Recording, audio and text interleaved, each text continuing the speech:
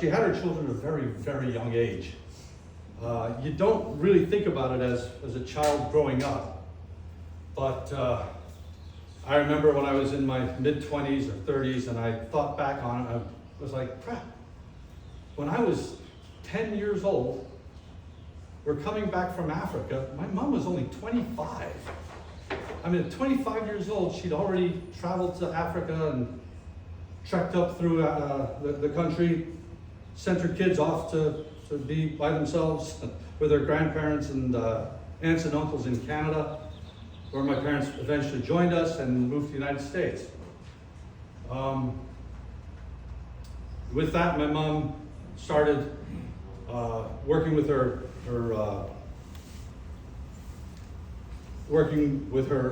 I lost my train of thought, sorry. I lost this. She was able to come to the United States, and she earned her bachelor's degree from the University of Hawaii at Hilo. She worked with various and sundry agencies of the government, and at the end, she obviously came down with Alzheimer's after working also on the board of directors here at Laguna Woods. I think she was a president and treasurer, and I don't know what else. So anyway, without further ado, I don't want to be taking up very much time. I'd like to move this on for, I don't have my things, Brian? Yeah. He's going to say some words for us.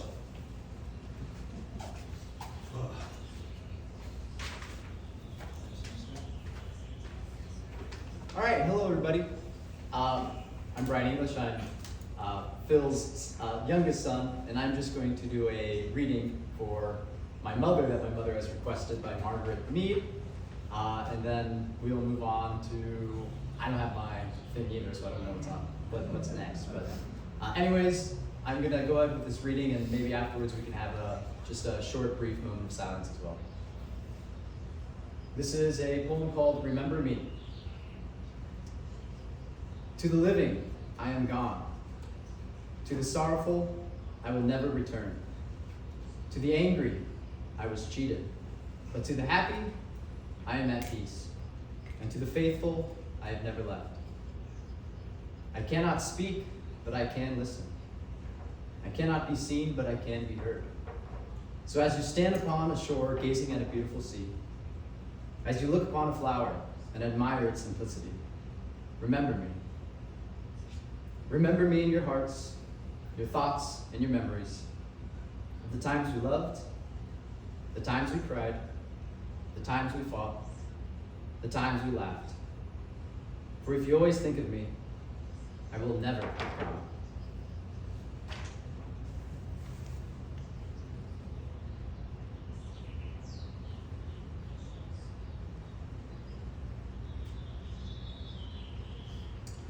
Thank you very much, everyone. We're going to move on to another reading for Uncle Dave.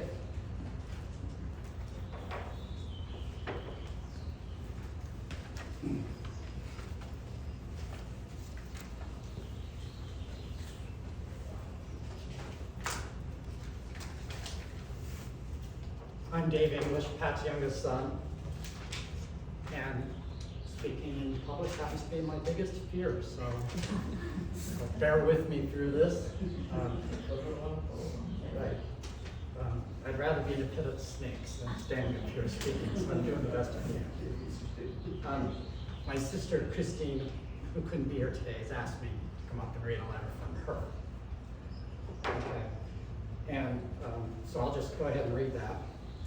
And it's a short memory of Mom. She believed so she could. Christ gave her the strength, so she did. And that's from the Philippians 4:13.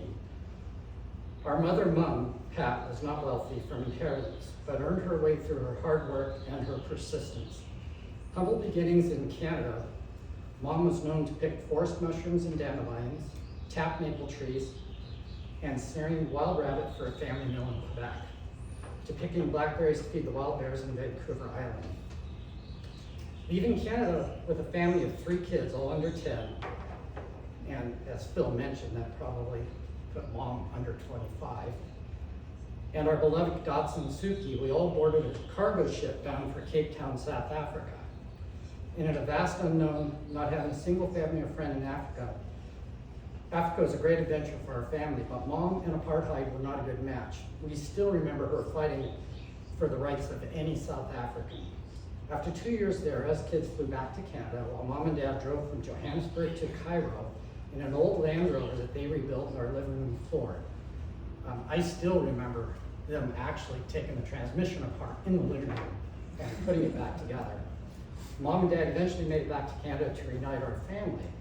But if that wasn't enough adventure, Mom and Dad decided it was time to move to the USA. They bought an old car, a Riley, and who's ever heard of a car called a Riley? That's what it was. Towing a small trailer with our few worldly possessions and 3 kids in the back seat, we drove from Ottawa through Detroit, across Route 66, and ending up in Santa Monica. And we stayed in a cheap motel. And Christine says it was called the Stardust, but I don't remember that. And that was our coming to America. It started in Santa Monica. Once in America, Mom and Dad worked very hard buying, fixing up, and selling homes, even building an in-ground swimming pool, mostly by hand. So digging a pool, building it, because they wanted a swimming pool. And Mom always worked hard, and eventually all her work reaped some benefits and rewards, and Mom was able to buy and raise horses. And as 3 kids grew into adulthood, Mom and Dad bought an ocean-going sailboat, learned navigation, and set out to see the world once again. They set sail for Hawaii, and Phil was the only one brave enough to go with them.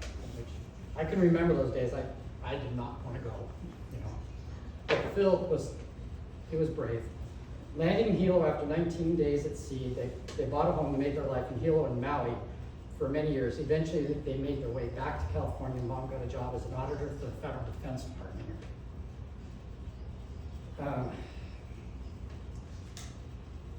At the DoD, she traveled the world auditing military contractors. Just off the top of my head, she traveled and lived in Germany, England, Ukraine, Russia, and she even helped a Russian girl immigrate into the US, and many, many other countries. She absolutely loved traveling and seeing the world. And from Vicky Corona's Tahitian Chronicles, it's not the number of breaths you take, it's the breathtaking moments that matter. We are grateful our mom experienced many such moments. She lived a full life of adventures. And then at the very end here, Christy and I would like to thank Phil and Leland for everything they're doing for us. And Trish. Because you guys have taken the burden of this on you, and thank you. Thank you, everybody.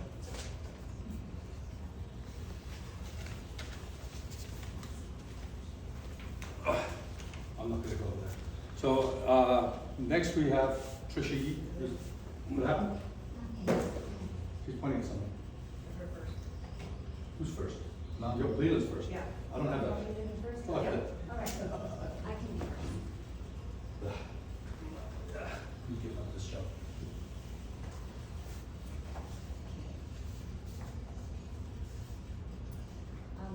Courage, as defined, can you hear me okay? Because I know I have a small voice, a very low voice.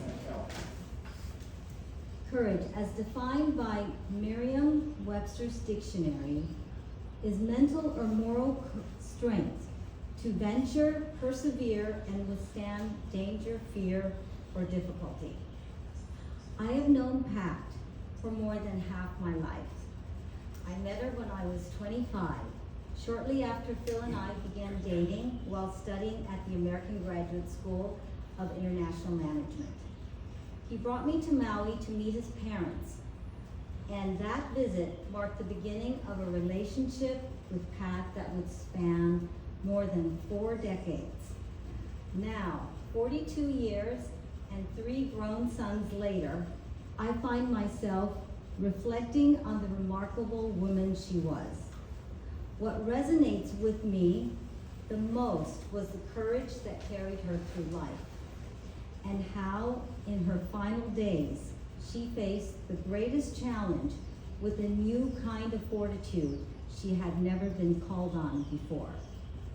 With an independent spirit and a mind of her own, Pat never shied away from what ifs or the unknown. She and her first husband, John, moved from Canada to South Africa with 3 young children in a cargo boat without a job waiting for them. Later, they moved again to another new country, America. Pat and John demonstrated courage and relied on their ingenuity, work ethic, and confidence to build a life for their family. They settled in California for many years, and then in the early 1980s, they had an idea of sailing to Hawaii. By then, Phil was in his early 20s, and he sailed with them for 2 weeks on the Pacific Ocean. But they sailed without cell phones or GPS satellite, using only a navigational sextant. Who even knows what that is? Or how to use one? In her late 50s, Pat became a single woman, and she was not one to let life happen to her. She had the courage to apply for an auditing job with the Department of Defense. I don't think she ever thought about, what if I'm too old?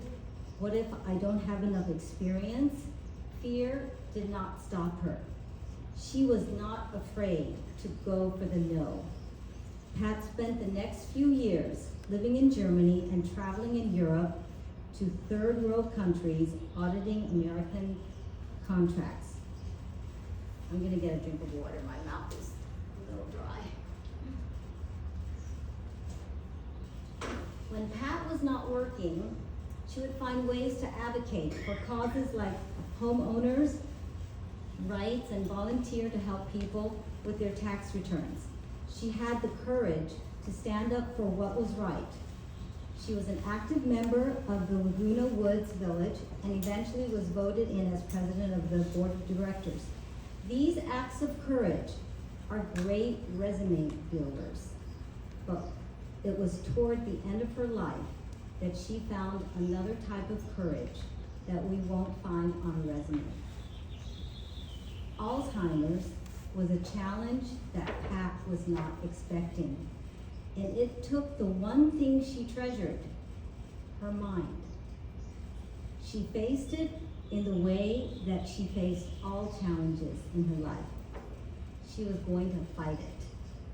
That's what she knew how to do. She railed against it almost every day, and she was going to fight anyone who thought she was ill, even the doctors and those who loved her. But this time, fighting did not work. Phil once told me that you have to learn to sail with the wind, not against it. Isn't that the way life often works too? When we stop resisting the wind and learn to move with it, we can find a way forward. And I believe that is what Pat realized in the final days. Rather than fighting what she could not change, she began to accept her illness and find peace in simply being present with herself. This is the courage I witnessed in Pat and what I saw as her greatest act of courage. When I visited Pat during this past year at her memory care facility, Watermark, she seemed more content.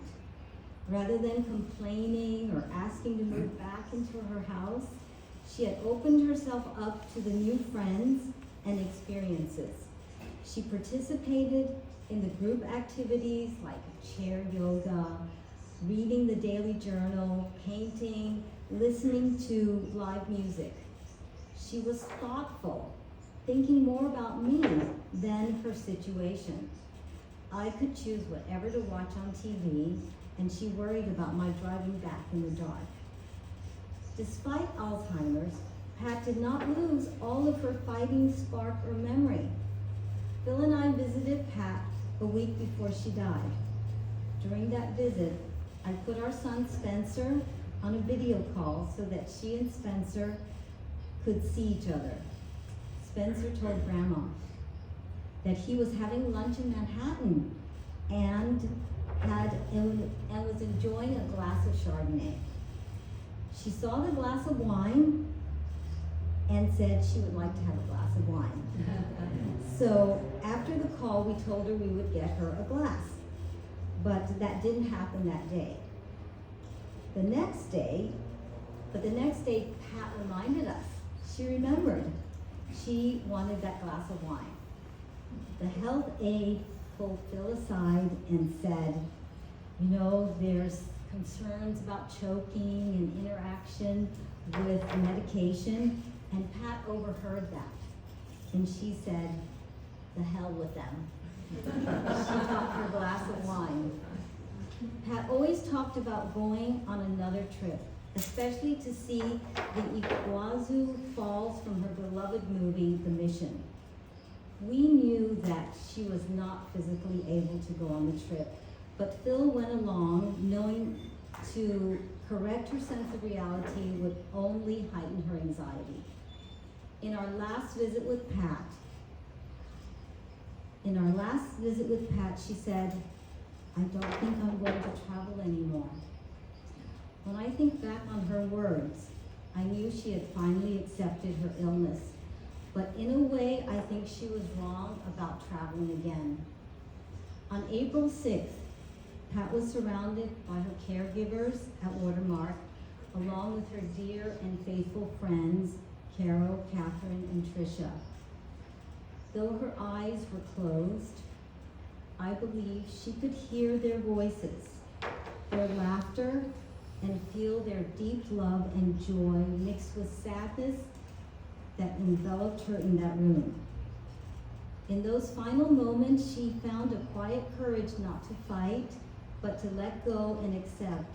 And in that acceptance, her courage became the wind behind her sails, guiding her steadily, lovingly toward her next great trip. She was always a pioneer, and true to her character, Pat goes courageously before us. Thank you. Tricia?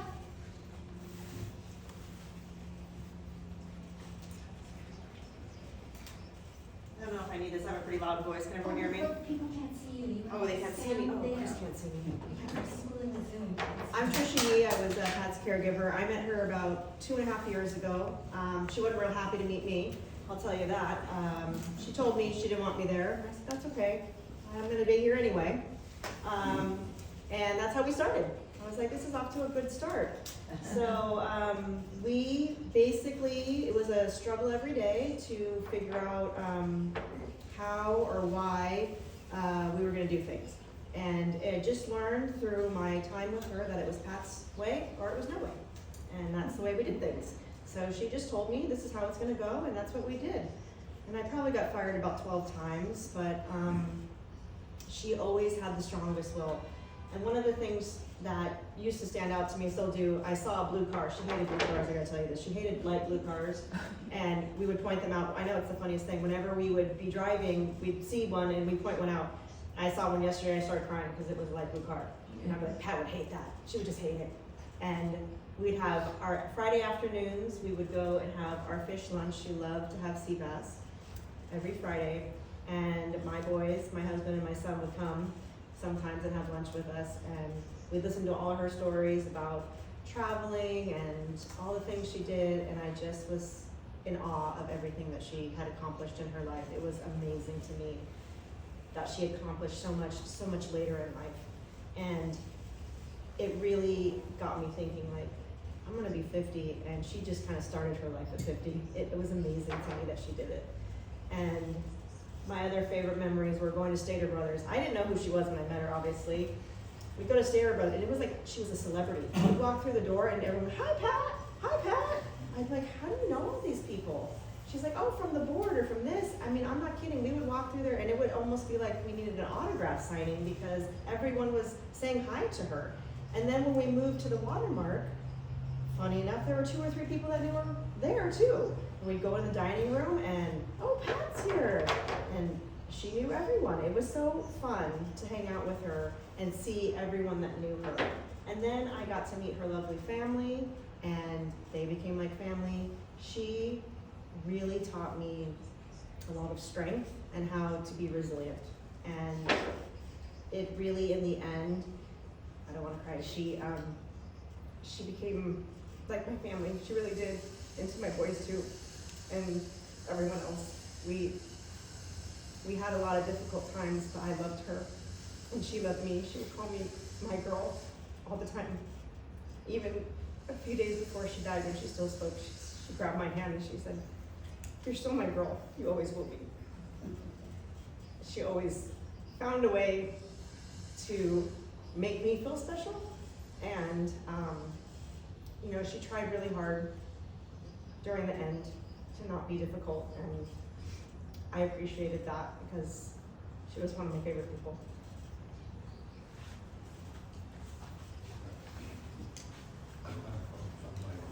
Sharing memories. Anybody wants to share? If anybody would like to come up and share any memories or stories, the mic is open.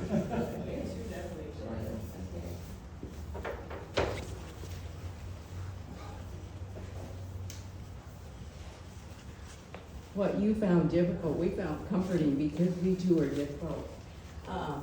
During COVID, none of us were about to stay in our homes and just give up. We did not do that. And Pat and usually Catherine driving, in fact, I think she always drove. You go ahead if you want to share your point. And we would take trips. We went up. One of the things I really was in favor of seeing was the port. I wanted to see the port with all the ships gone, this empty port. What would this look like? We drove up there and took a great tour of the port. We also went down to Temecula. I mean, these were different trips. And we never stayed in our houses at all. We also had, I found it was very difficult to be interested in preparing food as we were growing older. And I suggested, I said, hey, how about if we trade off? Each person just cooks the meal and we bring whatever the person asks us to bring, and then we'll have food for several days. So we did that for several years. It would be at Catherine's house, and that meant flowers on the table, nice silverware, and so forth. So it really kind of re-inspired us to have a decent meal, because as you grow older, preparing food becomes not you're not interested because there's so few people. Pat just jumped into that and loved it, and she had her table set properly with beautiful flowers and so forth. So that was another one thing we saved, and particularly during COVID, we were doing that.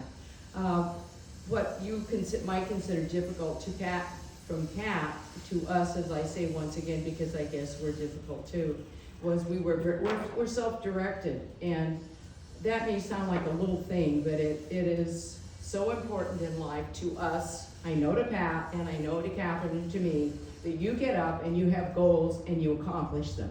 You don't sit around and watch television and let life float away. And Pat was not a person who was about to do a thing like that. So I think my memories of Pat are all so positive about her. When we had the Mary can recall, we had the difficulty with PCM when we were starting to have just outrageous expenditures they were going to demolish this building, by the way. That was one of the issues. And Pat just jumped right on board to help save all that. Remember all the fights over that, and Pat's very self-directed and willing to step forward and fight any fight or support any supportable idea that needed it. And I think that also happened. Mary probably will attest to her supporting. I think you had the issue with the rental agreement, and I imagine Mary can tell the story on that. But I know Pat was instrumental. Is Stephanie here? Stevie? No. Well, Stevie didn't make it. She Okay, didn't Stevie make it. was really active in that, and it took getting the people on the board who would support doing the things that needed to be done to save the community. And she was quite a person, so I found her to be everything everyone has said previously, and a wonderful, supportive friend. We'll miss her. And we were there too, and we came, we had been to see a film, and it was about some Afghan girls, and the music, it was very touching. It was We Believe in Hope, and it was a choir singing, and then an Afghan woman's voice over this beautiful choir. So I thought, I knew Pat would love that, and so I took my phone in and found it on YouTube and played it for her, and her eyes actually did light up. She loved it because she was a person who loved inspiration and inspirational ideas. Still, you can see here, okay. Carol brought candy for everybody. So, Spencer? Yeah. Sorry. I've switched hands once or twice. Uncle Dave, I'm not very afraid of public speaking, but I can get emotional, and I'm a little nervous of that. So, I have a speech, but I do want to start out with hearing everybody's words and remembrances of Grandma. It's really cool to see the unique perspectives that so many different people have of a person, child, caregiver, friend, and it really makes me think about the layers to somebody's life, the things that maybe you don't even realize about the person until you meet these other people that have had different experiences with that person than what you have experienced. And so it's really cool, and it also makes me think about how different people see me, and as I'm getting older, which I may not look very old, but I am 35, it makes me think about how people perceive me, throughout life, specifically your daughters. How do they see me? Am I the old weird cousin? It's really nice to hear everybody's thoughts. So now you guys are going to get to hear my perspective as a grandson. So again, Spencer English, and I have one of Pat's grandsons. So Pat, Grandma, to my brothers and me, she was a pretty cool lady. And I specifically use the word lady because she was always very proper around us, which I think made for a very interesting relationship because my brothers and I were anything but. We were three boys who loved sports, who loved messing around, and nuance and decor were foreign concepts. These are just some of my memories. So I remember one time when I was in high school and I was at home. It was just Grandma and me and Grandma and I. And for some, I'm going to point every time I do that, Mom, because she corrects me on that every time. For some terrible reason, I thought that it would be a good idea to watch the movie Superbad, which if anybody here has seen that movie, it is absolutely not something you should watch with your grandmother, Micah, if you're listening, and if you have grandparents, don't watch this movie with them. So she sat there and she suffered through it with me, and at the end, I think I did the impossible. She actually had nothing to say about it. So, didn't even have an opinion.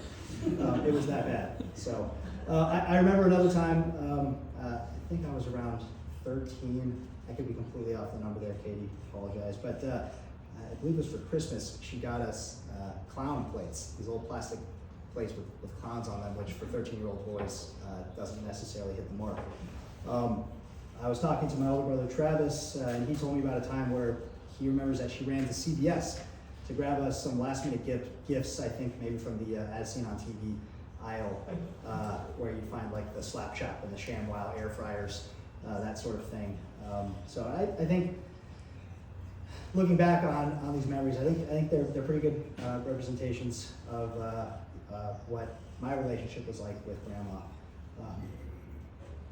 We lived in very different worlds, generations apart, and I don't think, at least from my end, maybe didn't understand each other very much, but we loved and cared for each other, and she always made an effort to be around. So I believe that if we all try our best to love and support each other, then this world would be a more harmonious place. It may not always come in exactly the shape or form that we would expect, because we always expected to come a certain way, but newsflash, not everybody's a mind reader about everybody else, but what matters more than anything else, I believe, is the effort, and I believe Grandma did just that, and I'm very thankful to have had her as my grandma. Thank you.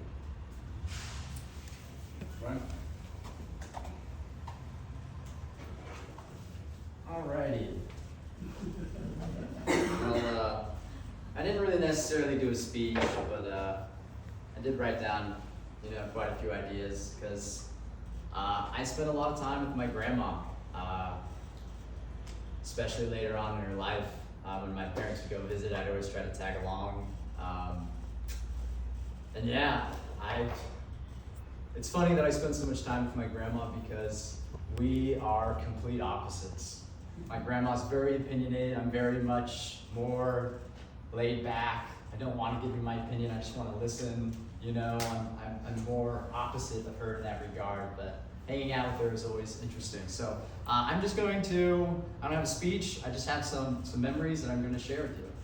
First one, when I was helping my other grandparents move with my Uncle Albert over here, we also gave Grandma a ride home within this community. So we had to go off El Toro Road, we had to turn onto Paseo de Valencia, then go to Via Estrada, then to Avenida Majorca, and lastly to Avenida Sevilla, to where she lived. And she insisted, she said, "Why do you need to say it like that, Sevilla?" And we just said, that's how it's pronounced. My grandma said, "It's Sevilla. I lived here, Sevilla." So for Grandma, instead, when you see it, instead you'll be turning onto El Toro Road to Paseo de Valencia, to Via Estrada, to Avenida Majorca, and lastly, Avenida Sevilla. That's for you, Grandma. All right. Let's see. I also traveled to England with my grandma. I'm not sure if a lot of you knew that, but my grandma came to visit one time. I wasn't working at the time, and I was trying to connect more with her, because every time I hang out with her, it's like this battle, constant battle of me wanting to connect with her and being like, "You're so opposite of me, Grandma. You're so different." And so I just suggested, like, "Hey, let's go on a trip." And she lit up. She said, "Okay, let's do it." And so she said, "Where do you want to go?" And I'm like, "Where do you want to go?" She goes, "Let's go to England." And she booked flights. And we went to England for a little over a week and a half. We flew into London together. We traveled through Devon and Exeter. She asked me where I wanted to go, and I said, "Grandma, I want you to take me wherever you want to go. I want you to show me England. I want to experience England through your eyes." And so we drove from London all the way to St. Ives. I was the one driving. That was difficult, just being in the car with her for an extended amount of time, having her tell me where I should be turning. I got my GPS, I know how it works. She's insisting on where to turn. But yes, we drove throughout England. We went to a lot of tiny towns where it was one-way roads and alleys and narrow corridors, and trying to navigate that myself was difficult. But then with my grandma next to me, yelling at me, telling me, "Don't do that, don't do this, like, go this way," it was a very stressful trip. And as much as I loved it, the end of the day, when she finally said, "I think I'm ready to go to bed," I did get a little excited just to go out to the local pub and finally have a beer for myself. But it was a wonderful trip. We traveled throughout England. Grandma was right. She knew a lot of really beautiful places. So we visited the beach, visited small towns. We walked through parks and we didn't get along that well, but I did love how much she loved nature. So those moments, if you saw me outside earlier today, standing by the flowers, feeling the breeze, it's a reminder of Grandma, the things we did connect in. Because we were so opposite, but there were a lot of things that we enjoyed together, which is being outside with the flowers, pissing off my dad, like a lot of things that my grandma and I, we both shared, things that we enjoyed doing together. Another one, when we went out to dinner. We went out to dinner in St. Ives at a hotel. We planned a whole dinner date. I show up wearing this shirt that was way too hip for me at the time. It was a long hem t-shirt, kind of curved down, a little bit past my stomach in the backside. And when I showed up to dinner, just excited to spend some time with Grandma, the first thing she says is, "I can't believe you're wearing that." And I'm like, "What do you mean?" She goes, "Everyone is staring at us, Brian." And I'm looking around, I didn't see anyone staring at us, and she's like, "Why are you embarrassing me?" And I just couldn't help thinking, like, maybe they're staring because young Asian man with older white lady in a random town in England. This is a pretty strange scenario, Grandma. I don't think they know that we're related. But, you know, for her, I haven't worn that shirt ever since. That shirt was destroyed, so that's for you, Grandma, as well, all right? Let's see. So, my grandma eventually moved to the Towers. Kayla and I went to go visit her. This was a long day, so we went to go visit her to just spend some time with her. As soon as we get to the Towers, she greets us, and what I really loved is she always showed me off. As you were saying, my grandma knows everybody. So she's walking up, "Hey, this is my grandson. Look at my grandson," you know? And that always made me feel good. I struggle with self-confidence, so having my grandma there, hyping me up, always made me feel good, especially after the t-shirt incident. You know, any kind of like positive notes were a good thing for me. But then we get into the elevator, and there's a poster on the wall for this movie called The Mission. And she goes, "There's gonna be a movie night. Would you guys like to come to the movie night?" And we were gonna be there, so we're like, "Oh, no." She goes, "It's a great movie. Robert De Niro, young Robert De Niro. It's about a Jesuit priest.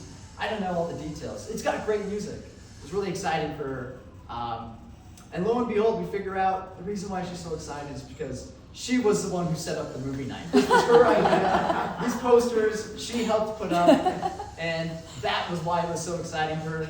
And yeah, I always admired that in my grandma. I mean, she had an idea and she'd go for it. You know, nothing would hold her back. If she wanted to do something, she did it. If she wanted to say something, she did not care who heard her. You know, it doesn't matter what her opinion was. It was going to get out there in the ether, and everyone would have to deal with it. And as much as I hated it, I appreciate that she was capable of that, because I know I struggle with that. And on that one day, we also took her, Kayla and I, to Laguna Beach. I think it was the last time Grandma ever got to be on the beach. It was a difficult day, to say the least, because she still was struggling with walking. I had my dog with us, and we walked her out onto Laguna Beach. She sat there in the sand, and she was burning. And we struggled to get her off the sand. Kayla couldn't come help because she had our dog, and the lifeguard was telling Kayla, "Do not let that dog on the beach." So it was just me trying to lift my grandma off the sand, and I couldn't do it. And I was starting to stress out, being like, did I make a bad choice bringing grandma to the beach when she probably shouldn't be here? Some helpful people helped her up, and were able to move her back out, but that was a stressful day. But it was nice driving around with her. She pointed out Laguna Beach where she got married. We drove around wherever she wanted. She bought us lunch, you know, those little things. But anyways, there's another memory of her. Let's see what else I got here. Yeah, that being said, my grandma was a very stubborn individual, but she always knew what she wanted. And as I said, I really admire that, you know. I struggle with identity, who I am, what I want, how to speak my mind. And so my grandma was always kind of like that bright North Star that is kind of directing me towards confidence and my idea of self, and not being so ashamed of just existing. So I always admired that in her. So anyways, thank you all. Thank you, Brian. Is there anybody else who would like to add to? No? My wife is very bossy. So thank you, first of all, everybody. Thank you for coming. I wanted to share just a quick note with what Trish had to say about my mom, because we had some fun times dealing with her at the end of her life, and the fun of Alzheimer's. As Alzheimer's took its toll, I took took more and more, I don't want to say control, 'cause it's not the right word, but I took more responsibility for my mom and for what she was dealing with. And God sent us, God sent us Trish. Trisha has been just a wonderful beacon, a wonderful person. And I don't think I could have got through this without her help. But the one thing that Trish would get into a fight with my mom, she didn't actually get in a fight with my mom. My mom got in a fight with Trish many times. And every time Trisha would call me and I would say, you know, what happened? She said, well, she fired me. And I said, okay. So, you coming back on Monday? Well, unless you tell me I'm fired, I'm coming back on Monday. I said, all right, you're not fired yet. So we keep going until the next one happened, and the next one happened. And bless her soul, every time Trish was able to take my mom with a good laugh, and we'd move on. And the only thing I can say now is I'll use Donald Trump's words, and Trisha, now you're fired. So with that, we have some sandwiches and drinks. Again, thank you everybody. What now? Oh, and yes, thank you for the Zoom people, whoever's out there. I don't have my glasses on, so I can't see. Oh, it's not up there anymore. It's not? It's not behind me. No, it's still here. Well, I can't see who's on them. I can't see the whole meeting. They want to speak? That's right. That's right. Oh, no, they're there. Okay. All right, so thank you everybody for coming.